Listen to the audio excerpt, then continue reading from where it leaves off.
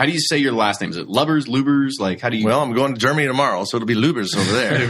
But over here it's Lubbers. Lubbers. Okay. I just want to make sure, like, I didn't want to get it wrong. It's okay.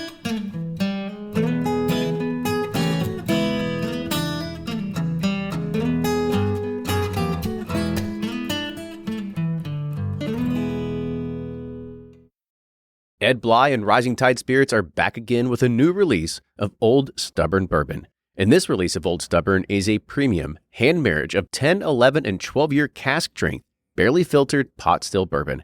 It comes in at a staggering 123.8 proof, and the flavoring grain for this one, which the last one was wheated, but this time it's now rye. Rich, sweet, and bold with a long finish that's sure to be another eye-opener.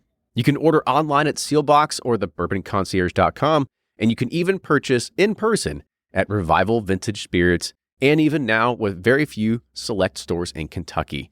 You can get it now while you can, but be sure to do it because it's not going to last long. Do you ever pour yourself a bourbon, swirl it around, and then start struggling to come up with tasting notes? And perhaps you're also looking for a good Father's Day gift idea. Well, you can now solve both with a kit from Knows Your Bourbon.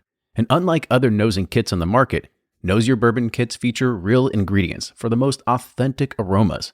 You can smell real Tahitian vanilla bean instead of some synthetic aroma that's just made from chemicals. So head on over to knowsyourbourbon.com and enter code BP10 for 10% off your order. Always find what you love at Total Wine & More. With so many great bottles to choose from at the lowest price, it's easy to find your favorite Cabernet or a new single barrel bourbon to try, with some help from one of their friendly guides. And with every bottle comes the confidence of knowing you just found something amazing. With the lowest prices for over 30 years, find what you love and love what you find only at Total Wine & More. Curbside pickup and delivery available in most areas. Visit TotalWine.com to learn more. Spirits not sold in Virginia and North Carolina. Drink responsibly and be 21. Play Whiskey Wednesday Round 11, the memory game. Until June 26, each week you can win one of our 12 incredible grand prizes. Select 2 doors at checkout. And if they match on drawing night, you'll win that bottle. Not a match? No worries. You still score a Weller 12-year. Every $5 ticket gives you 5 chances to win, including 4 weekly bonus prizes. Get your tickets now at give270.org. Charitable Gaming License ORG 0002703. From their bar to yours, Chad and Sarah of the popular YouTube channel It's Bourbon Night bring you their favorite at-home old-fashioned mix with the new Elemental Elixir's Golden Hour Syrup. It's a custom-made syrup with notes of bold black tea, warm spices, and orange zest. All you need is your favorite whiskey and ice. No bitters needed. One bottle makes 16 drinks, so that's only $1 a cocktail before you add your own whiskey. They can also be enjoyed in other cocktails or spirits, mocktails, coffee, tea, and anything you can think of. It's crafted locally in Lexington, Kentucky, and you can get your bottle now at whiskeyambitions.com.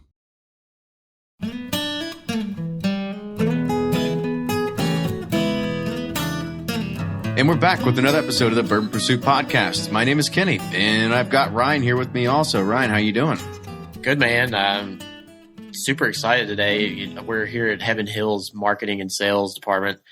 Probably everyone knows I'm a Heaven Hill fanboy, so I'm really excited to be here and talk to Bernie and learn more about the Heaven Hill brands and let everybody else know what's going on with them. Yeah, I know. We already told you we're not going to make it the focus of it, but we've got to touch on it, right? So we've got to talk about the Elijah Craig age statement dropping off because it's kind of the hot news that was, I don't even call it leaked out, but, Fred Minnick kind of hinted on it a few weeks ago. So, we'll kind of get some information on that. So, let's go ahead and we'll kick it off and introduce our guest. So today we have Bernie Lubbers. Bernie is the man known as the Whiskey Professor, and he's currently residing as the brand ambassador for Heaven Hill. So Bernie, welcome to the show. Thanks. Good to see y'all. Yeah. So, I guess before we kind of talk about your job and stuff like that, we always have the typical question we got to ask. So tell us, how did you get into bourbon? Like, what was that kind of that first bottle, that defining moment?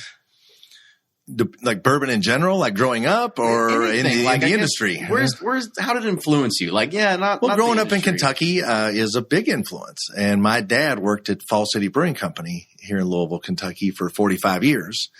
And my grandfather was one of the original 13 saloon keepers that founded Fall City Brewing Company in 1905. So kind of grew up in a related industry. Is kind of neat.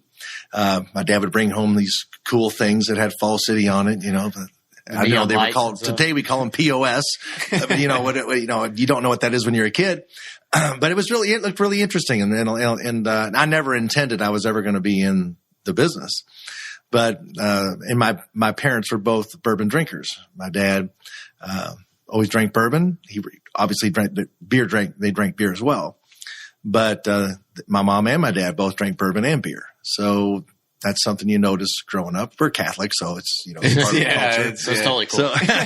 So, you know, you grow up around all that. And, but you know, that's also good. You get to see people, you know, how they do it responsibly as well. And so that's something you're taught, along the way.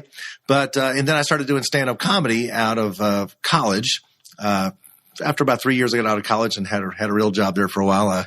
The comedy bug bit, and that was really in the mid 1980s when comedy was really exploding all over the country. So I took a chance and I went out on the road and I started doing comedy and doing that. And so when you see, and back then there was not much bourbon in any, especially in a comedy clubs. The comedy clubs aren't known for having never got hooked off stage or anything, right? No, well, that's a whole different podcast and a whole different story.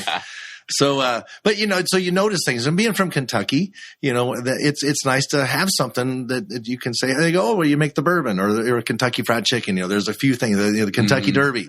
So that was one of them, because you're in a nightclub and talking to. So anytime I would talk about my growing up and my family and that, and my dad was a big bourbon drinker. By the end of his life, he was drinking, in my act, I talked about, he drank a quart of bourbon a day, which is what he told the doctor when the doctor asked him how much he drank. So it became a big closing part of my act, was talking about my 90-year-old dad who drank a quart of bourbon a day and had perfect health and all that stuff. So I'd always tell the folks in the crowd to order a shot of bourbon. And we're going to do a toast to my dad at the end of this routine here. So, and then I had a song I wrote about my dad, and we did the toast during the song, and it was really cool. And it became kind of a big part of my closing bit. And the folks one of the folks at Jim Beam noticed that I was on stage talking to people and ordering bourbon from stage. Well, that's, you know, a pretty big thing for a company if they're trying to get their brand into people's mouths.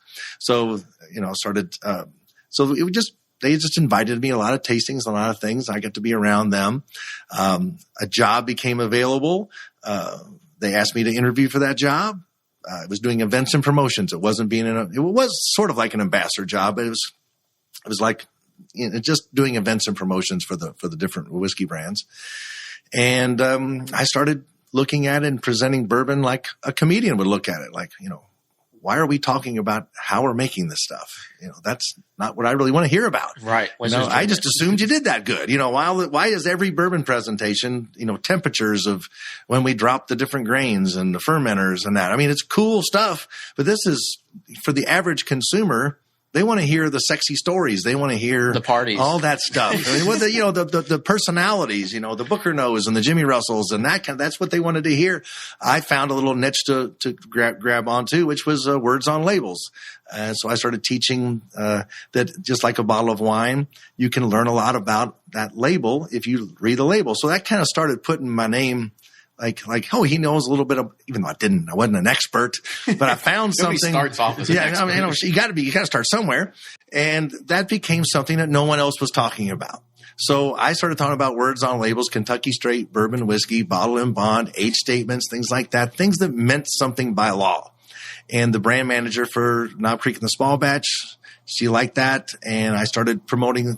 Then I became an ambassador and did that, and we expanded on that, and then spent several years at Jim Beam, and then the folks at Heaven Hill, their ambassador moved into a different role here, and they asked me if I would come over to Heaven Hill from Jim Beam, and it was made me a good offer. But I like the fact that going from a big corporation like Jim Beam, they make great whiskey, great brands. You know, hopefully some of my work is still being felt over there, but over here it's family owned, and that was attractive to me.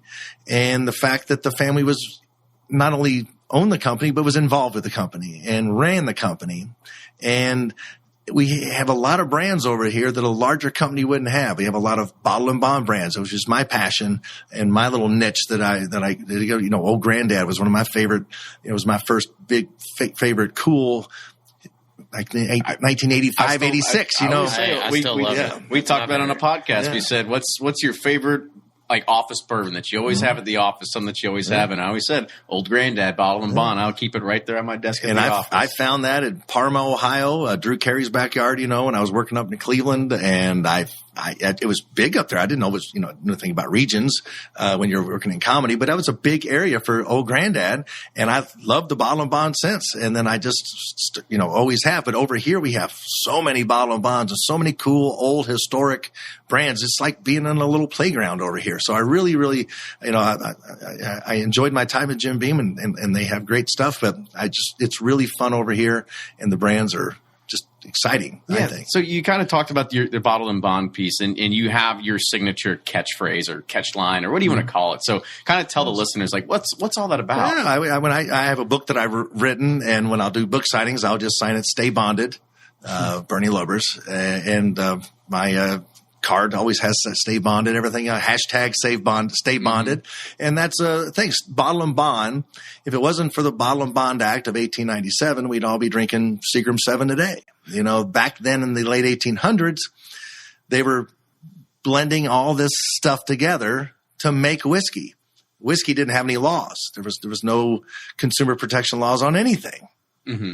But when the Bottle and Bond Act came out, not before then, they were just taking like neutral grain spirits, Everclear, if you will, adding colors and flavors. If you talk to Michael Veach, he's got recipes that they used to do where they used to add cherry juice, prune juice, tobacco juice, iodine for color, and then slap a whiskey label on it, and you're selling whiskey. Well, the manufacturers of distillers of whiskey back then, they got together and they helped pass this law with John Carlisle, who was the Secretary of the Treasury of the United States at the time, the people that held the keys, the John E. Fitzgerald lore and all that stuff with the Treasury agents. And they passed this law.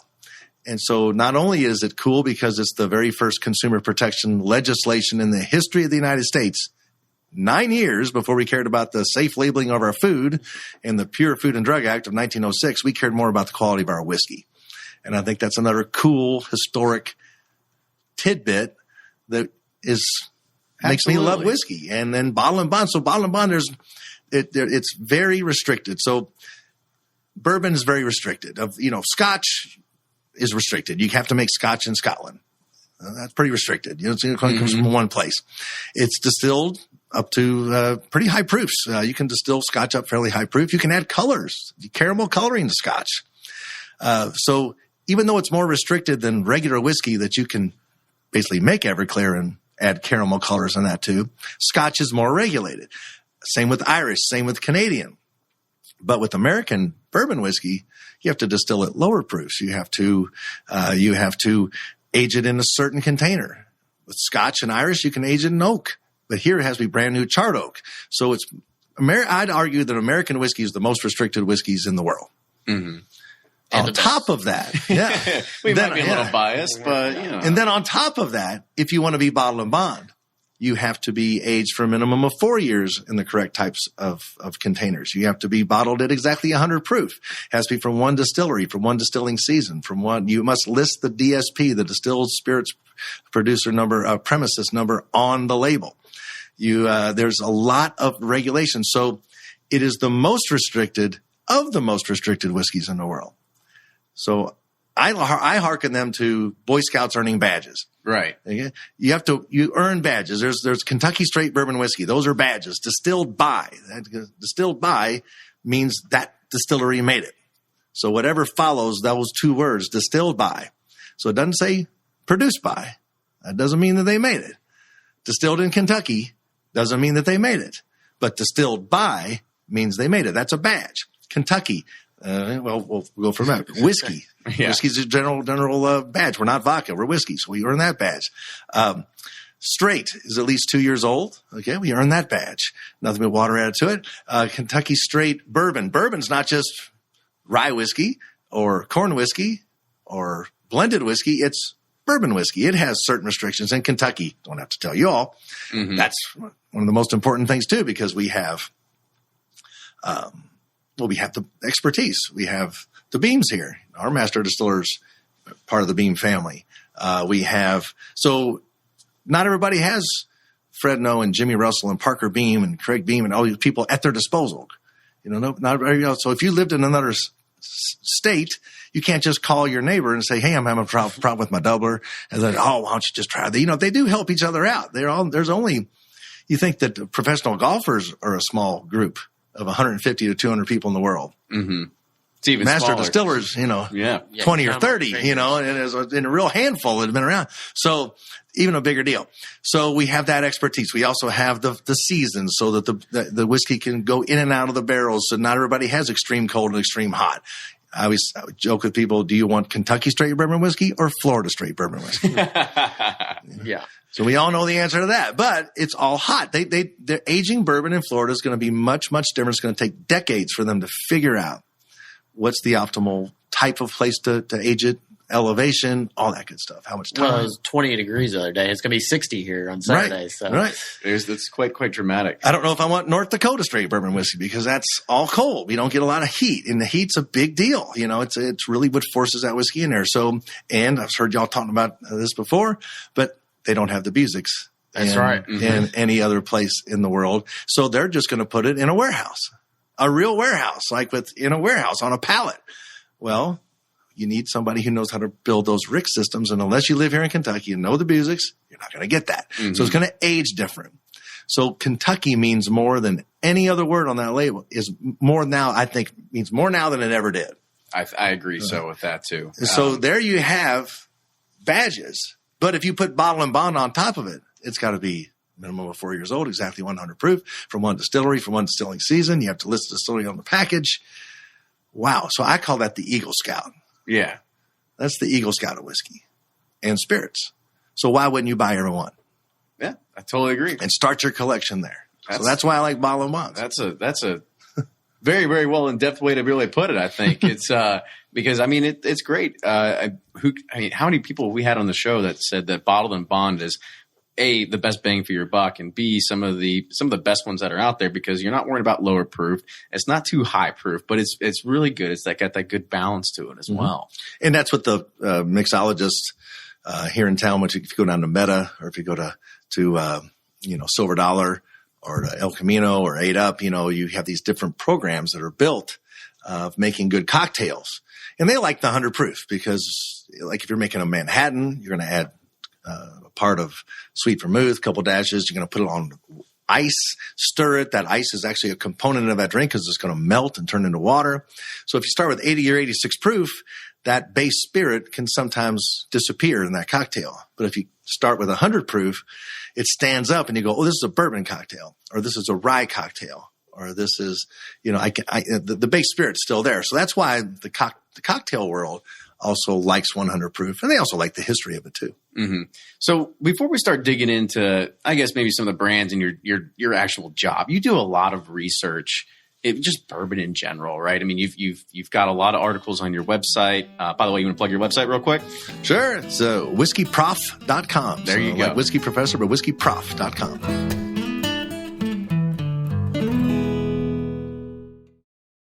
If you're anything like me, then you can't get enough about bourbon. And that's why I'm a subscriber to Bourbon Plus magazine. Bourbon Plus is a quarterly publication that tells the stories from the heart of bourbon, the farmers who grow the grain, the distillers who labor over the process, and the people like you and me who raise their glasses to celebrate it all.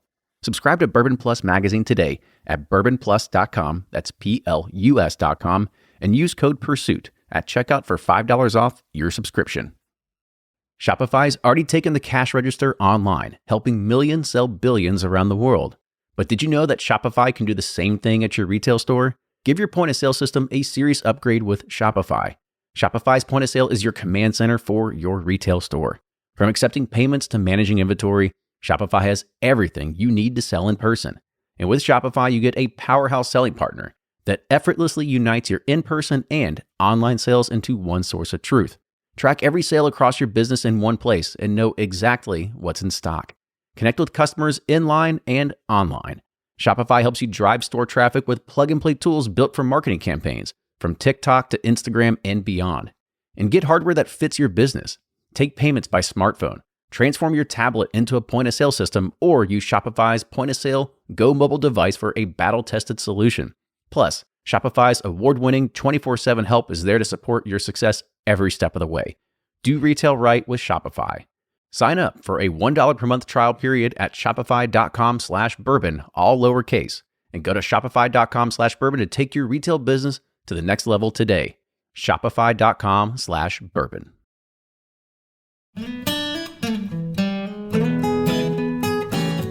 So you do a lot of research. So is there like one thing that's always stood out to you as kind of like really fascinating, like something that you had like just you typically wouldn't have read unless you really dug down and found it?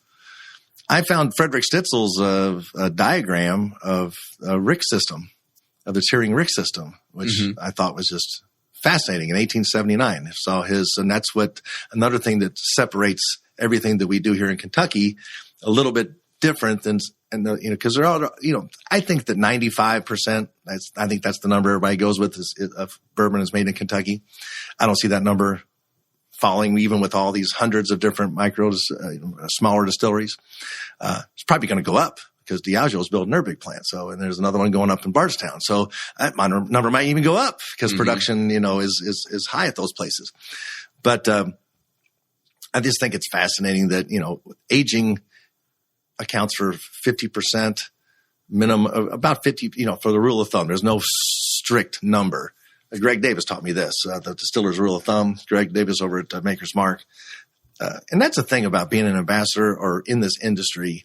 If you don't, like I really am, I don't want to learn just because it's my job. It is fascinating. And I think it's really cool if you can be making a living off something that you think is fascinating. And then that I was a comedian, so I like being in front of people and talking. I get my thrills out of standing up in front of people and talking, so, and not every job can fill that void that most people wouldn't have. So I don't think I've ever given up stand-up comedy. I just do it to different crowds and I'm talking about different things.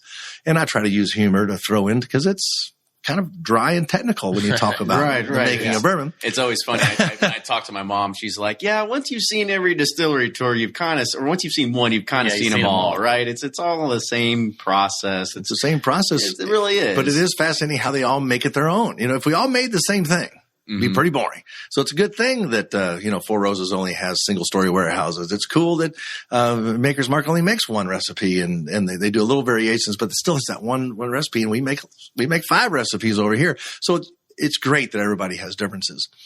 But the rule of thumb is that 10% of the final flavor profile, which you're going to be doing, is going to come from your yeast strain. Mm-hmm. And then 15% is going to come from distillation. So whether you have a column still or a pot still or whatever, distillation, how much you bring that, how many what proof you're bringing off the still, things like that. Then your fermentation, your small grains, that's 25%, but 50% is maturation. So if you have like our Elijah Craig 18 or 23-year-old, that number is going to go higher of that 50%. You're probably going to go into it because it's much more age. It's much more age. Much different flavor profile to it. So that's one. And he taught me that. I was like, man, now I can really see how that's going to affect my final product. So when I talk to distillers, I can keep that in mind too and see how that goes. I think it's really cool. So those couple things have been fascinating to me. The Stitzelweller diagram from 1879, and then finding little things out that. But I have these people at my disposal when I go to whiskey shows, and everybody else does too. When you have the Bourbon Classics and the Bourbon Affairs and the Bourbon Fests and different shows where these master distillers are, I really do go up and ask them all questions. Mm-hmm. I mean, sometimes I have one specific question for one thing, right? And I asked Denny Potter, one of our distillers, and Charlie Downs, another distiller who's worked with Earl Beam, Parker Beam, and Craig Beam, 3 generations of distillers he's worked with, and he's worked with 3 generations of our owners of the Shapiro family. That's pretty. He's seen a lot. He's done a lot. So I ask these people because they're at my disposal. Because I'm not an expert yet. Jimmy Russell's an expert. Yeah, 60 years. I've only been doing this 10 years. I'm not that huge of an expert. and I never claimed to be. But when I write these articles and I post things, I'm learning. Sister Mary Alma taught me in grade school the best way to learn about something is to write a book about it. So I wrote a book about bourbon, not to show off and say, hey, I'm an expert on bourbon. And I've said in my book, I'm learning too. I'm not an expert yet. That's how you have to do it, right? We're not either. We try to host a podcast. I mean, we're nobodies. We're nobodies. I'm the brand ambassador. We're not worthy. I don't know how to make bourbon. I can tell you how it's made. I'm learning more all the time. Yeah. I'm learning more about the industry. But, I'm a face. I'm out there. I got to know these answers to the questions. I don't know the answer to every question, but turns out after you do this for a while, you become kind of an expert. Yeah. So I kind of am. But as long as I tell myself I'm not, then for me, it takes kind of the pressure off. I'm not trying to not sell what I do. I mean, I think I'm pretty good at what I do, but it's like I want to be able to make theory, sure. Right? It's the imposter theory. Yeah, I guess. So let's talk about your face in front of people. So I know you're getting ready to leave to go to Europe here very soon. So kind of talk about what's the day in the life of Bernie and being a brand ambassador for Heaven Hill. When you travel to different places, whether the United States or abroad, you usually are talking to different groups. So you're talking to your distributor partners, the people that actually sell your brands, to the bars and restaurants and that in whatever city that they're in. So they've got to have a different knowledge than the consumer or the mixologist or the buyer for that who's bringing that in. So you got to have 3 different talks right now. I gotta tell the salespeople how this compares with other competitors out there, because when I was over in Europe, great question I have. Why do I have Jim Beam and Jack Daniels? Why do I have to have Evan Williams on the back bar? Well, that's pretty elementary, and not just because, hey, you need to buy our stuff. Give us a 101. Why would you? Well, the different ages and proofs, and that's where I bring up age and proof. I've always talked that age and proof is important. That's why I think bottle and bond, but a little bit higher proof. But those brands are 4-year-old 80 proof products. Evan Williams is a 5-year-old. It's not age stated, but it's a 5-year-old product. And then it is at 86 proof. So it's going to stand up a little bit more. Maybe not in a cocktail that, although one of my friends, he loves a Evan Williams Manhattan, but I would make an Manhattan with Evan Williams white label, which is a bottle and bond product, and that's what I would make my Manhattan with. But another year of age is going to add a little bit more oomph, a little more barrel notes than, Evan Williams, remember back in the day, used to be 7 years old, 90 proof. Then we had that pesky little fire and had to make some decisions because we lost 100,000 barrels. So that's a good entree to probably, when we talk about Elijah Craig later, what's happening there. Sometimes you don't have a choice on some of these things. So they had to make a choice. And they were going up against products that were 4-year-olds, 80 proof anyway. So they still made it a 5-year product and 86 proof. So there's a difference there. So there's a different flavor profile that you need to look at. And then there's price too. Stay tuned for the next episode where we dive into each of the Heaven Hill brands, as well as the removal of the Elijah Craig 12-year age statement. And it's also a Bourbon Pursuit first, where he actually breaks out the guitar for a solo performance. We'll see you on the next one.